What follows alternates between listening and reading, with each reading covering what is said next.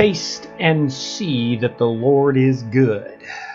Glory. Greetings, this is Rapid Read a Psalm a Day, April 23rd, and we are in Psalm 34 where it says right here, taste and see that the Lord is good. And that's what we're going to be talking about today. I am Pastor Yahoo, and this is Pam. Hey, good morning, and a couple shout outs today. A happy Zephaniah 3:17. The Lord delights and rejoices over you. Birthday to Linda Hunt and Kathy Lober. Birthday blessings to both of you ladies today. Amen. Pam, will you read? I will read. We will jump right in after our birthday shout outs. Here we go. I will bless the Lord at all times. His praise shall continually be in my mouth.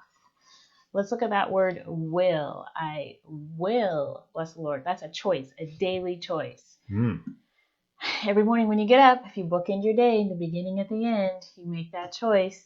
Blessing the Lord at all times. All times, that takes us back to our sacrificial praise that we've talked about. And just knowing that he is worthy to be blessed. That's incredible. His praise shall continually be in my mouth. Let's look at that word continually. Continually would leave no room for negative talk, whining, arguing, gossip. If we're continually blessing the Lord, there's no time for slop to come out of our mouths, right? Two things shouldn't be a good thing and a negative thing shouldn't be coming from the same spot. That's a Bible verse. What is it? I can just think of a song. I will bless the Lord at all times. His praise shall continually be in my mouth. Or we bring the sacrifice of praise. I'm very singing today. Okay, yes. All right. Verse 3, magnify the Lord with me and let us exalt his name together. This is talking about corporate magnifying the Lord, where we're all together as a church body and a church family. The people that we're around, we're always magnifying the Lord.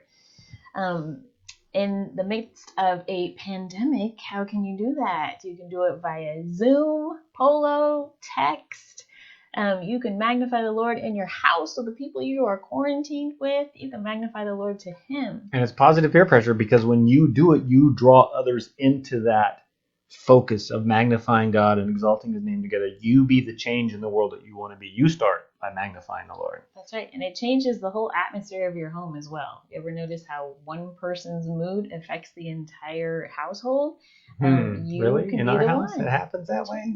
Yeah. Am I ever moody? I sought the Lord and he answered me and delivered me from all my fears. That's what happens when you magnify the Lord and you seek after him. Then all the fears. Someone once said, what ruined his life? It was asked a question, and it was like, what ruined your life the most? And it was all the things I feared that never came to pass. That's true. So seek the Lord and let him answer you and deliver you from his fears, because Pam has a beauty tip from verse 5. I do have a beauty tip from verse 5. Best self-care beauty tip in the whole world? Look at verse 5.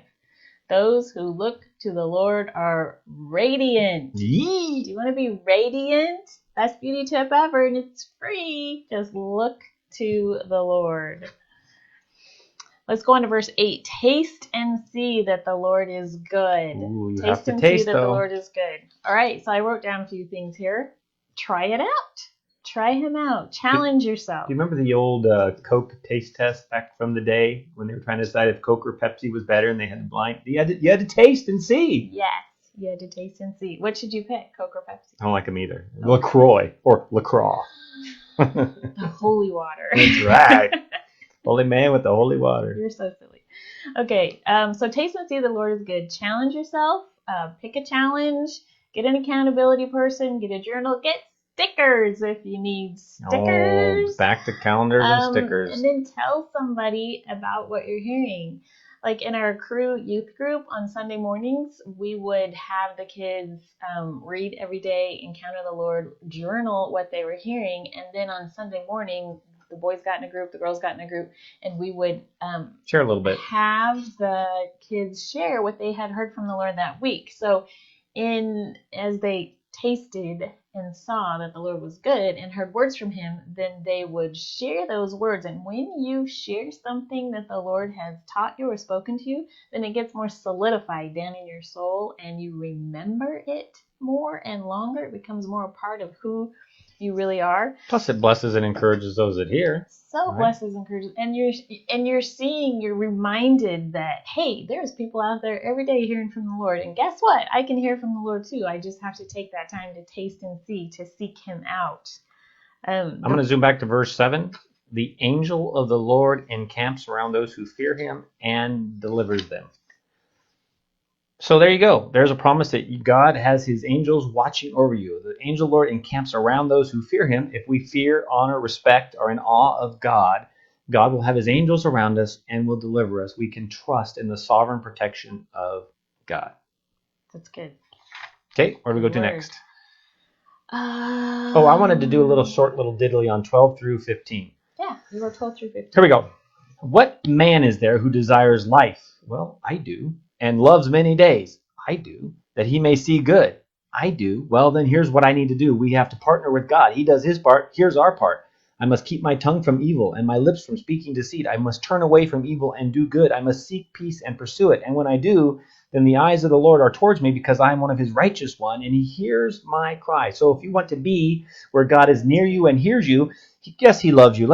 Yes, he forgives you. Yes, he's gracious. But we can do our part in being those who walk in obedience to him and are under his blessing. So do your part.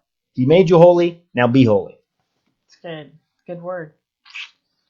Let's jump over to 19. All right. Many are the afflictions of the righteous. Well, that's not a nice, let's skip that. I don't want to hear it. Can we let's end the broadcast now. God bless you. Thanks for being here today. It's all rosy. No, because look at the second part of the verse. The Lord delivers him out of them all. But we are going to have afflictions, that says, right? That's right. We are going to have afflictions. So for everybody who thinks like, oh, my life needs to be perfect, or how come their life looks so perfect? No. Because we're on Facebook and YouTube doing a short little 10-minute diddly.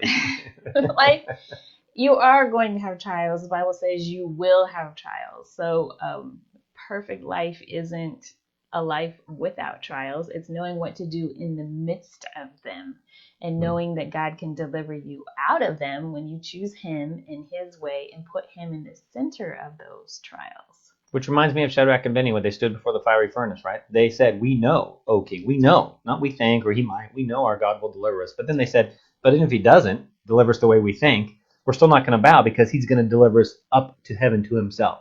So you win either way. You win because God does a miracle here, or you win because you graduate and get to be in heaven. There's no losing for those whose names are written in the book of life. And you're winning because you've encountered the Lord through them. And as long as the Lord is still speaking to you every day, you can get through it.